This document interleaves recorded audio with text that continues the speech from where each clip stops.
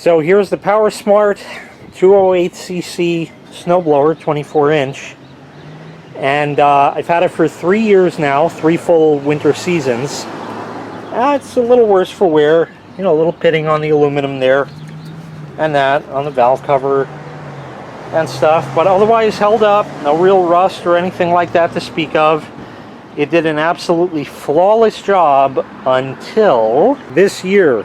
The very last snowstorm that we had that you'd need to snowblow with, I had gotten everything cleared, all the sidewalks, everything done, the driveway as much as I could, and then I had to move the car out so I could finish doing the driveway.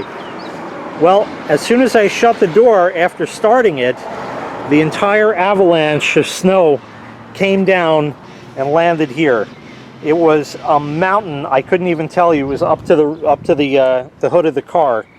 So I said, well, let me just snowblow that. It'll take 2-3 passes. And I fired it back up. It ran, and as soon as I hit the handle to run the auger, I got nothing. The handle still operated fine, you know, with its spring-loadedness and all that. It was just fine, but the auger just wouldn't go. So the first step was to remove this plastic cover. There's a screw down there and a screw there, or you could put a socket on it. If you do elect to use a screwdriver, make sure it's a number 3 Phillips. That's what size these are, otherwise you'll strip them, and then you'll have to use the socket anyway. Once you have those bolts out, the cover just lifts up and squeezes out. And here are the belts. The first thing I noticed was black rubber dust that's all over everything. Now, I would take that as being normal because these belts are running and they engage and disengage and all kinds of great stuff like that. This is for the drive, for the wheels, and this one is for the auger. And I had noticed the belt popped off. The belt didn't break, and it's seeing not really much wear to speak of. I don't know what that little divot there is, but otherwise it looks fine. Doesn't seem worn really on the other side, maybe just a bit.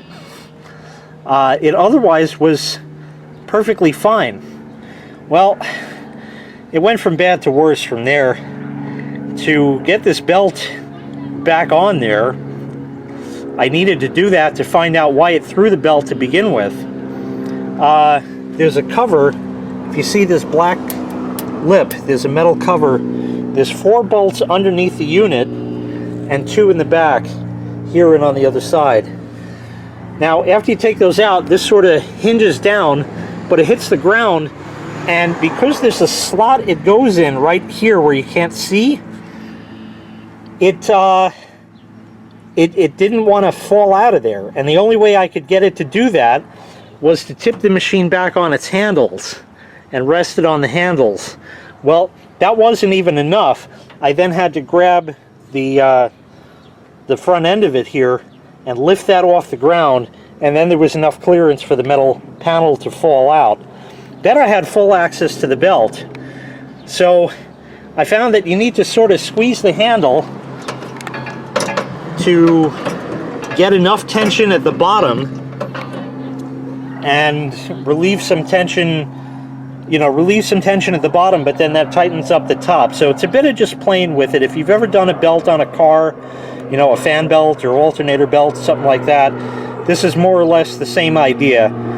You just sort of have to work it on there. So I got it on there. Everything's good. Started it back up. Everything's running. Everything's working fine. I hit the auger. It engages. It runs. And I let go. Now, you know, there's a transfer case in here, that thing in the center. So there are gears, and the auger here is, it's you know, that's some weight it's got to turn. So it's got a load on it.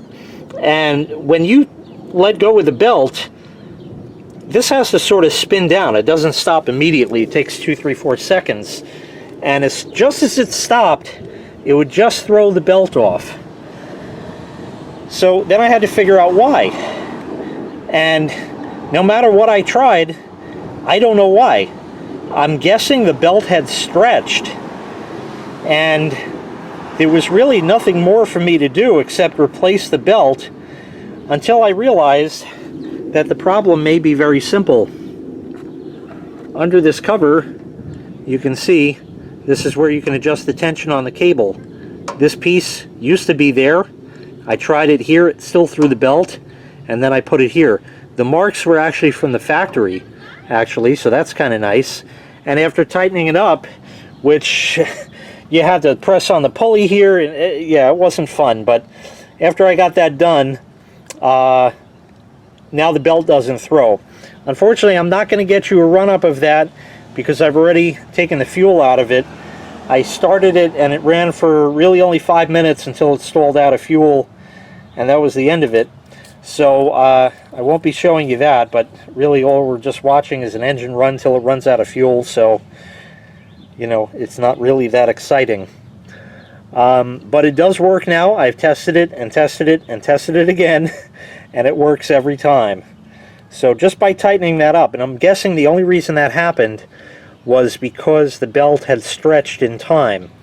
You'd think after 3 years that wouldn't really happen, but with the kind of winters we have and the amount of engaging and disengaging that does, it may be. It may have just been a design flaw on the part of the machine. I don't know. Could be a crappy belt. I don't know. But regardless, the end result is it's fixed. To get full access to that belt depends on how much you want to struggle, and I didn't want to. Fortunately, the day got up to about 50 degrees out, and I was fine outside with just like a sweatshirt on. I actually unbolted the front end of this machine. I took out these 3 bolts and the 3 on the other side, and you have to take the rod off also. I just took it out over here, that 1 bolt there, and the whole front separated, and then I had full access to the belt. That made it a lot easier, although I did have to undo 6 bolts. It's not really a big deal if you have 2 people. One person doing it, it's a bit of a struggle. So if you have somebody to kind of wheel the back of the machine in and out, makes it a lot easier. So a simple repair. I don't know why it happened, but I know one day I'm going to need that belt because this machine does a lot of work. It sure does. With the amount of snow that we get, it has been reliable through and through and through. It runs every single time on the first pull. Never any trouble with it. So it's always been a good unit. And for this minor repair that didn't actually even cost anything, that worked out. Thanks so much for watching. Make sure you click like, make sure you click subscribe, and take care. We'll see you next time. Bye-bye.